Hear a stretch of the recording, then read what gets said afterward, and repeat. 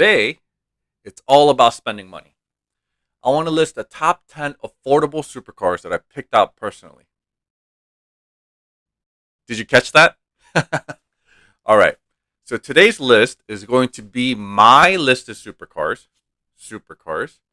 that are on the more down to earth pricing for most of us in the real world.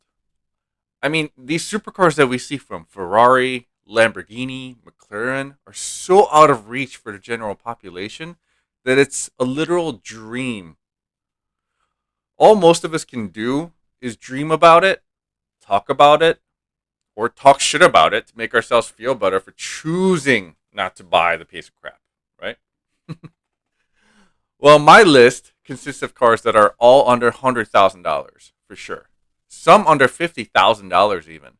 So owning these cars can definitely be a possibility with some hard work and skipping those fancy dinners with your significant other.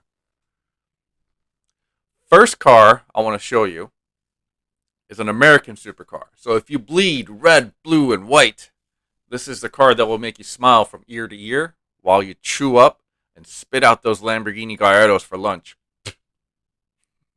It's the Chevy Corvette Z06. More specifically, the C7 generation of the Corvette Z06. These are rated at 650 horsepower and 650 foot-pounds of torque and does 0 to 60 in 2.9 seconds. That's 0.5 seconds faster than that Gallardo I was talking about. And matches the new Huracan's 0 to 60.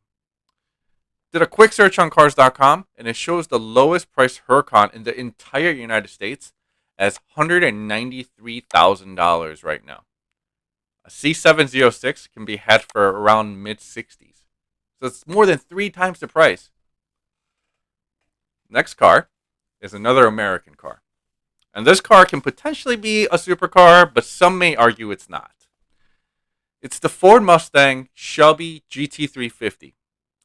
Flat plane crank V8 that redlines at 8,200 RPMs. That's right, you heard right. V8, flat plane crank, 8,200 RPMs. You may argue that the body isn't a supercar, but that engine spec screams super.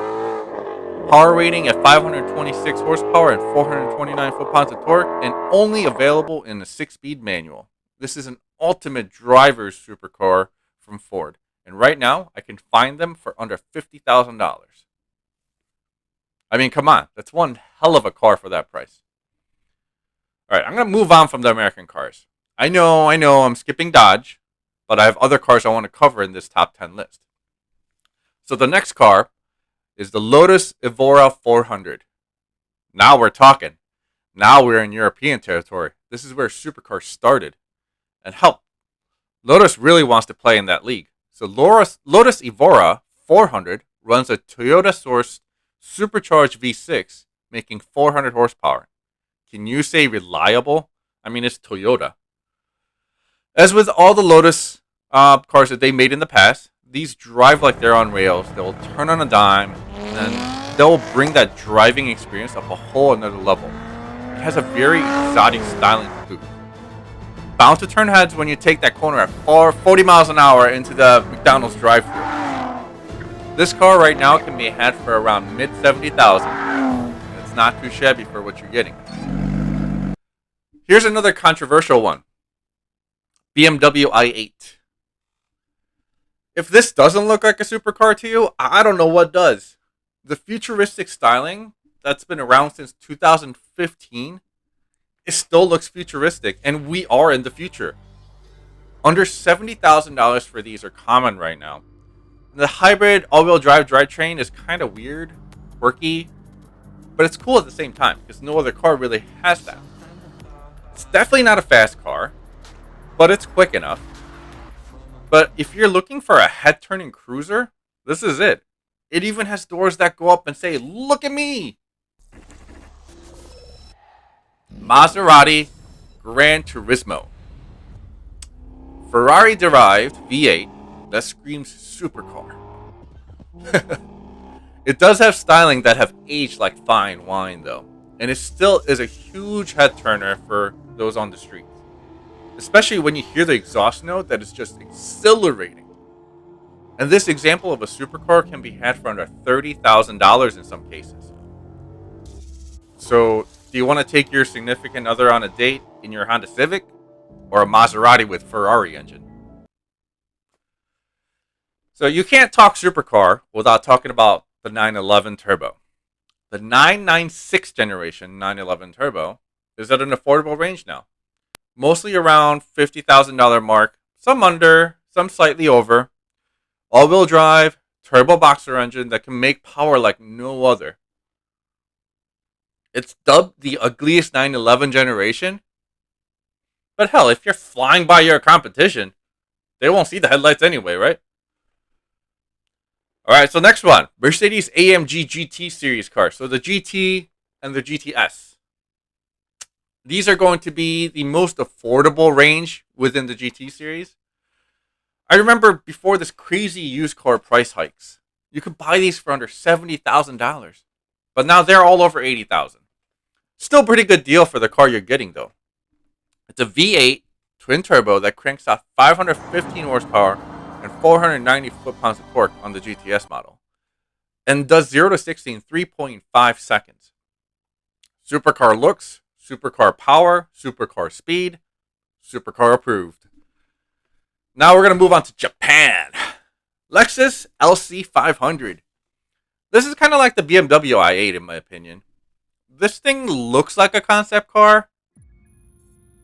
Definitely has the supercar vibe, but it's not that fast. It's not really performance. It's more grand touring. What it does better than the BMW, that it's a Toyota. So the reliability is there. And it's a V8 to boot. So the exhaust note is a hell of a lot better than the i8. This example can be had around the $80,000 mark. And you'll feel like you just drove off the Detroit Auto Show floor because it looks like a full-on concept vehicle. Okay, now we're talking Japan and supercar, so you can't leave this car out. The Nissan GTR. Nissan GTR released back in 2009 and still looking pretty much the same as the latest one to be released. Holy shit, that's 13 years of the same damn car, Nissan. Oh well, it's still doing good, right? This car's been blowing doors off supercars since its debut, and it's still doing it today. People have modified this to run crazy quarter-mile times, and the presence on the road is definitely a supercar.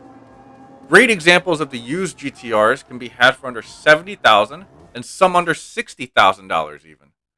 This one I kept till last because this one is different. This one is weird. This one is an outcast to some. The Tesla Model S P100D. I know, it's not a supercar. But is it? Tesla claimed 0 to 60 time of 2.5 seconds, all-wheel drive with ludicrous mode, that at the time of release was the third fastest accelerating car ever produced. I think it deserves the supercar designation. Styling isn't super, but that performance can't be argued with. A lot of the P100Ds now can be had for under $70,000. And it may not have the V8 sound or the nimble cornering of a Lotus, but that straight line acceleration will make you smile while back of your head leaves permanent indent in your headrest. That's all. That's my top 10. Like, subscribe, share, comment, hit that notification bell. You know the whole spiel. See you on the next one.